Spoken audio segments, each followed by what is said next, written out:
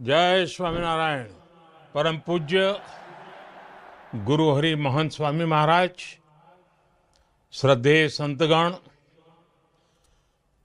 सत्संगी परिवार के सभी सदस्य, अन्य महानुभाव और विशाल स्टेडियम में पधारे देवी और सज्जनों,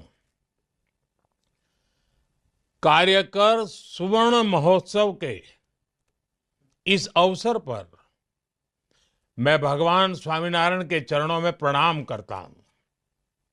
आज प्रमुख स्वामी महाराज की 103वीं जन्म जयंती का महोत्सव भी है। मैं गुरु हरि प्रगट ब्रह्म स्वरूप प्रमुख स्वामी महाराज को भी नमन करता हूं। भगवान स्वामीनारायण की शिक्षाएं, प्रमुख स्वामी महाराज के संकल्प आज परम पूज्य गुरु हरिमहंत स्वामी महाराज के श्रम और समर्पण से फलित हो रहे हैं। ये इतना बड़ा कार्यक्रम 1,00,000 कार्यकर्ता, युवाओं और बच्चों द्वारा बीज, वृक्ष और फल के भाव को अभिव्यक्त करते हुए सांस्कृतिक कार्यक्रम मैं आपके बीच भले ही साक्षात उपस्थित नहीं हो सका हूं, लेकिन मैं इस आयोजन की ऊर्जा को हृदय से महसूस कर रहा हूं। इस भव्य दिव्य समारोह के लिए मैं परम पूज्य गुरु हरि महंत स्वामी महाराज का, सभी संत जनों का अभिनंदन करता हूं, उन्हें नमन करता हूं। साथियों, कार्यकर सुवर्ण महोत्सव सेवा के 50 वर्ष की यात्रा का एक महत्वपूर्ण पड़ाव है। 50 वर्ष पहले स्वयंसेवकों का रजिस्ट्रेशन करके उन्हें सेवा कार्यों से जोड़ने की शुरुआत हुई। उस समय कार्यकर्ताओं का रजिस्ट्रेशन कराने के बारे में कोई सोचता भी नहीं था। आज ये देखकर बहुत खुशी होती है कि बीएपीएस के लाखों कार्यकर पूरी श्रद्धा और समर्पण से सेवा कार्यों में जुटे हैं। किसी संस्था के लिए ये बहुत बड़ी उपलब्धि है। इसके लिए मैं आपको बधाई देता हूं, अपनी शुभकामनाएं देता हूं। साथियों, कार्यकर सुवर्ण महोत्सव भगवान स्वामीनारायण की मानवीय शिक्षाओं का उत्सव है। ये सेवा के उन दशकों की गौरव गाथा है जिसने लाखों करोड़ों लोगों का जीवन बदला। ये मेरा सौभाग्य है कि मैंने बाप्स के सेवा अभियानों को इतने करीब से देखा है। मुझे उनसे जुड़ने का अवसर मिला है। भूज में भूकंप से हुई तबाही के बाद के हालात हो, नरनारायण नगर गांव का पुनर्निर्माण हो, चाहे केरला की बाढ़ हो या उत्तराखंड में भूस्खलन की पीड़ा हो, या फिर हाल ही में कोरोना जैसी वैश्विक महामारी की आपदा, हमारे कार्यकर साथी हर जगह परिवार भाव से खड़े होते हैं, करुणा भाव से सबकी सेवा करते हैं।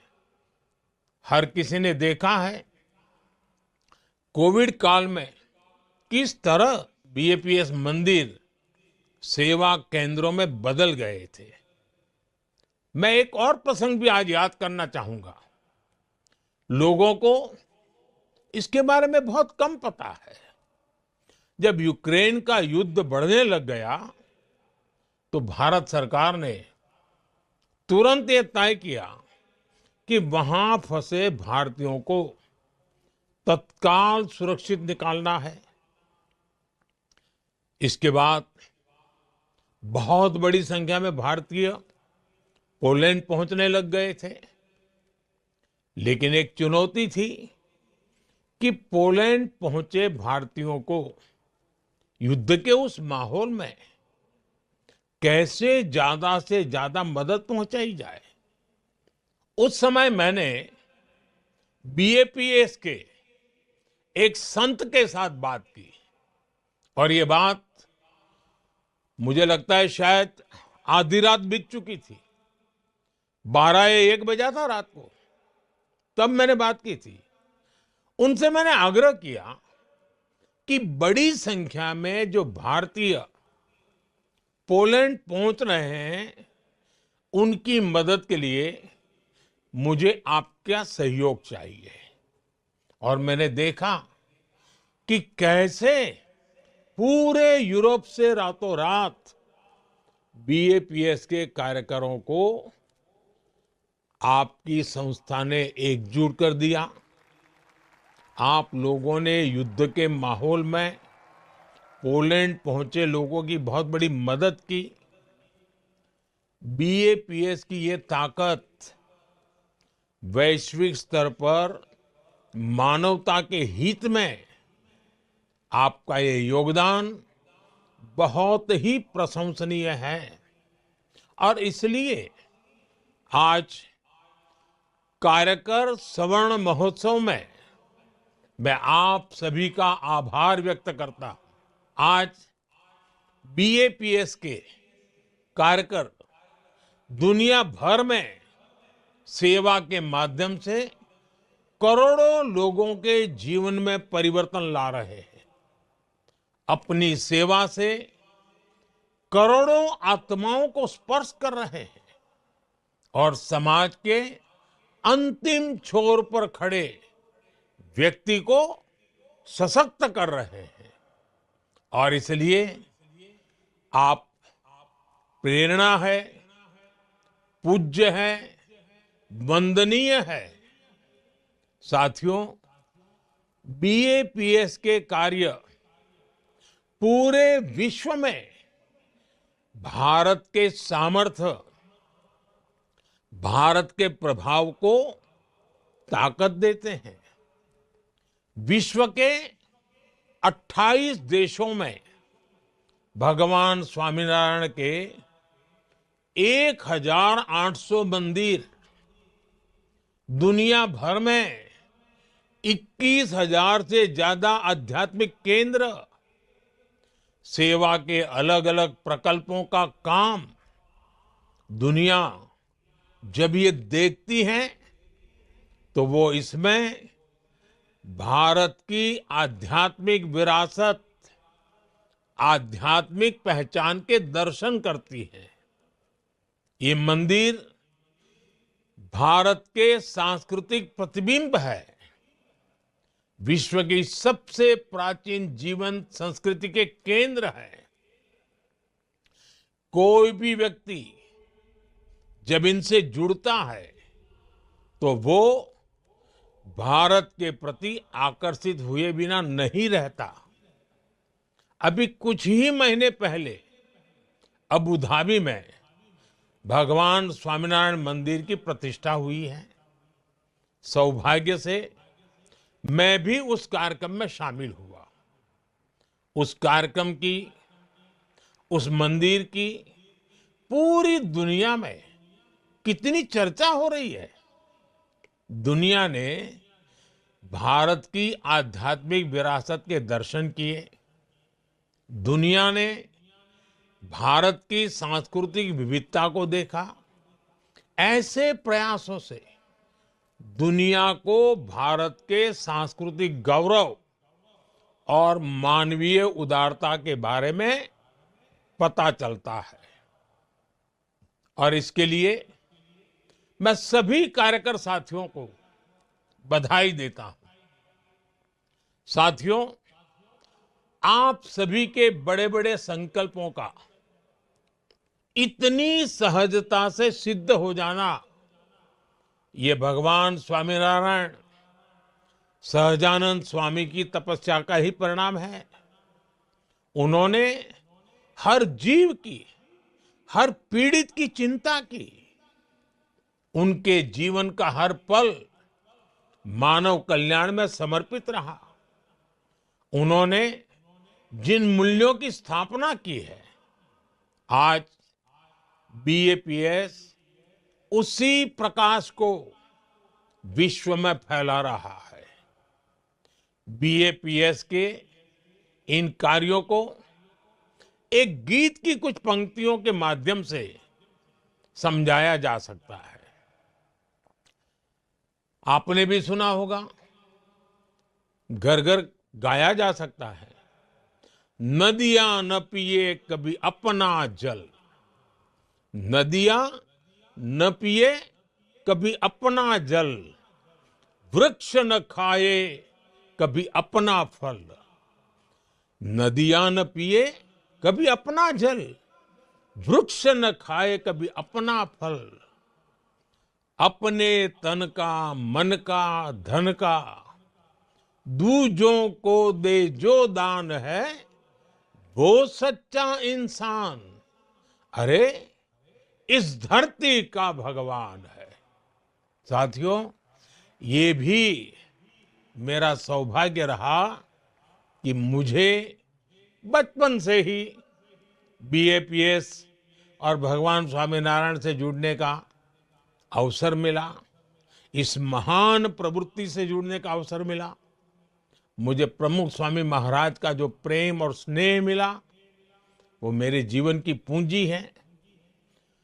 उनके साथ कितने ही व्यक्तिगत प्रसंग हैं जो मेरे जीवन का अभिन्न हिस्सा बन गए हैं।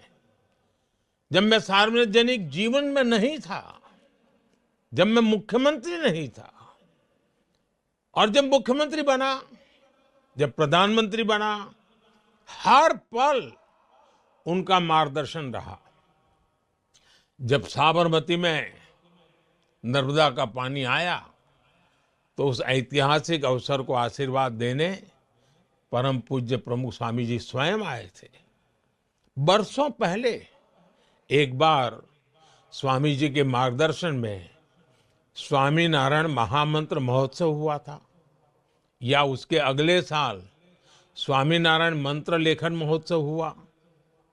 मैं वो पल कभी भूलता नहीं हूं। मंत्र लेखन का वो विचार अपने आप में अद्भुत था। मुझ पर उनका जो आध्यात्मिक स्नेह था, जो पुत्रवत भाव था, वो शब्दों में कहना मुश्किल है। जन कल्याण के कार्यों में प्रमुख स्वामी महाराज का आशीर्वाद हमेशा मुझे मिलता रहा। आज इस इतने विशाल आयोजन में मैं प्रमुख स्वामी महाराज की उन स्मृतियों को, उनकी आध्यात्मिक उपस्थिति को एक कार्यकर के रूप में महसूस कर रहा हूं। साथियों, हमारी संस्कृति में सेवा को सबसे बड़ा धर्म माना गया है। सेवा परमो धर्मः। ये सिर्फ शब्द नहीं, ये हमारे जीवन मूल्य है। सेवा को श्रद्धा, आस्था और उपासना से भी ऊंचा स्थान दिया गया है। कहा भी गया है, जन सेवा तो जनार्दन सेवा के ही बराबर है। सेवा वो है जिसमें स्व का भाव नहीं रह जाता है। जब आप मेडिकल कैंप में मरीजों की सेवा करते हैं, जब आप किसी जरूरतमंद को खाना खिलाते हैं, जब आप किसी बच्चे को पढ़ाते हैं, तो आप सिर्फ दूसरों की मदद नहीं कर रहे होते हैं। इस दौरान आपके अंदर परिवर्तन की एक अद्भुत प्रक्रिया शुरू हो जाती है। इससे आपकी आध्यात्मिक यात्रा को दिशा मिलती है, मजबूती मिलती है। और ये सेवा जब हजारों लाखों कार्यकर्ताओं के साथ मिलकर एक ऑर्गेनाइज रूप में संगठित रूप में की जाती है, एक संस्था के रूप में की जाती है, एक आंदोलन स्वरूप के रूप किया जाता है, तो अद्भुत परिणाम मिलते हैं। इस तरह की संस्थागत सेवा में समाज की, देश की बड़ी बड़ी समस्याओं के समाधान का सामर्थ्य होता है। इससे अनेक बुराइयों को खत्म किया जा सकता है। एक कॉमन पर्पस से जुड़े लाखों कार्यकर्ता देश की, समाज की बड़ी ताकत बनते हैं। और इसलिए आज जब देश विकसित भारत का लक्ष्य लेकर चल रहा है, तब स्वाभाविक रूप से जन जन का एक साथ आना और कुछ बड़ा कर दिखाने की भावना हम हर क्षेत्र में देख रहे हैं। स्वच्छ भारत मिशन हो, नेचुरल फार्मिंग हो, या पर्यावरण को लेकर जागरूकता की बात हो, बेटियों की शिक्षा हो, या आदिवासी कल्याण का विषय हो, देश के लोग आगे बढ़कर राष्ट्र निर्माण की इस यात्रा का नेतृत्व कर रहे हैं। आपसे भी उन्हें बहुत प्रेरणा मिलती है। इसलिए आज मेरी इच्छा है, मेरा मोह है कि आपसे कुछ आग्रह भी करूं। मैं चाहूंगा आप सब यहां से कुछ संकल्प लेकर जाएं। आप हर वर्ष एक नया संकल्प लेकर उस साल को विशेष बनाकर उस संकल्प के लिए समर्पित कर दे। जैसे कोई एक साल केमिकल फ्री खेती को समर्पित करे, कोई एक साल देश की विविधता में एकता के पर्वों को समर्पित करे। हमें युवा सामर्थ्य की सुरक्षा के लिए नशे के खिलाफ लड़ाई का भी संकल्प लेना होगा।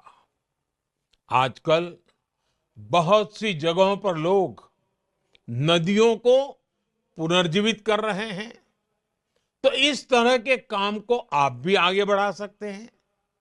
हमें धरती का भविष्य बचाने के लिए सस्टेनेबल लाइफस्टाइल का संकल्प लेना होगा।